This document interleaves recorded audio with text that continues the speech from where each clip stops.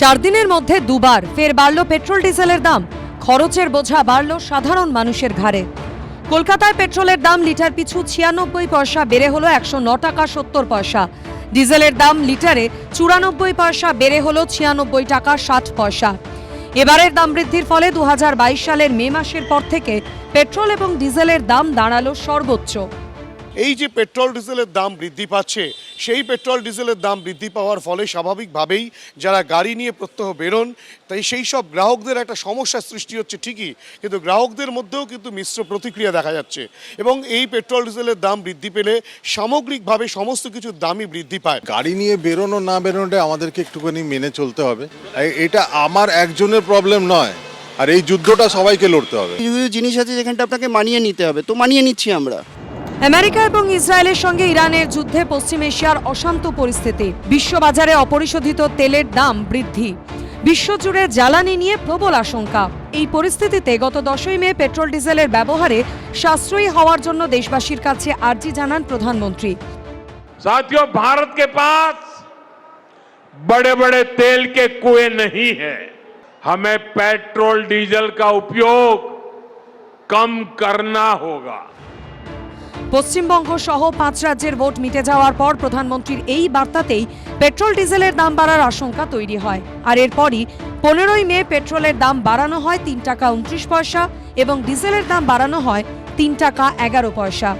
তারপর 4 দিন যেতে না যেতেই ফের জ্বালানির দাম বাড়ল, জানিয়ে সমালোচনায় সরব হয়েছে বিরোধীরা। এক্স হ্যান্ডেলে কংগ্রেসের তরফে লেখা হয়েছে, নরেন্দ্র মোদীর উচিত দেশের স্বার্থের বিষয়ে আরও যত্নবান হওয়া। মোদী সরকারের ভুলের কারণে দেশে পেট্রোল ডিজেল এবং গ্যাসের উৎপাদন কমেছে। সরকারের উচিত এই বিষয়ে জবাবদিহি করা। जो आर्थिक शॉक आ रहा है वो अब अदानी अंबानी को नहीं लगेगा, मोदी को नहीं लगेगा। अब उत्तर प्रदेश और देश के युवाओं को, किसानों को, मजदूरों को, छोटे बिजनेस वालों को लगने वाला है, और ऐसे लगने वाला है जो शायद बहुत सालों में नहीं हुआ है। तो बहुत बहुत कठिन समय आ रहा है। एक्शन लेने के बजाय नरेंद्र मोदी देश से कह रहे हैं कि फॉरेन ट्रिप पर मत जाओ, और नरेंद्र मोदी दुनिया का चक्कर काट रहे हैं। तो ये हालत है। একবার হিসাব করে দেখুন, মনমোহন সিংয়ের সময় থেকে আজ পর্যন্ত এই 12-15 বছরে কত গুণ দাম বেড়েছে, আর মাননীয় মোদীজি ক্ষমতায় আসার পর থেকে বেড়েছে। গত 1-1.5 বছর ধরে তেলের দাম দুনিয়াতে বেড়েছে। আমাদের তেল কোম্পানিগুলো লক্ষ লক্ষ কোটি টাকা ক্ষতি হয়েছে, তাও সরকার মানুষের উপরে চাপ আসতে দেয়নি। কিন্তু পরিস্থিতির কারণে কিছু তো মানুষকেও স্যাক্রিফাইস করতে হবে। ইরানের ওপর আমেরিকা এবং ইসরায়েলের হামলা এবং তার জবাবে তেহরানের পাল্টা আক্রমণের পর থেকেই বিশ্ববাজারে অপরিশোধিত তেলের দাম 50%-এরও বেশি বৃদ্ধি পেয়েছে।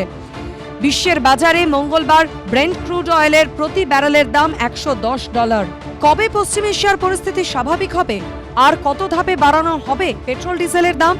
আর কত বোঝা চাপানো হবে সাধারণ মানুষের ওপর? হিন্দোলদের রিপোর্ট, এবিপি আনন্দ, কলকাতা। এবিপি আনন্দ, এগিয়ে থাকে, এগিয়ে রাখে।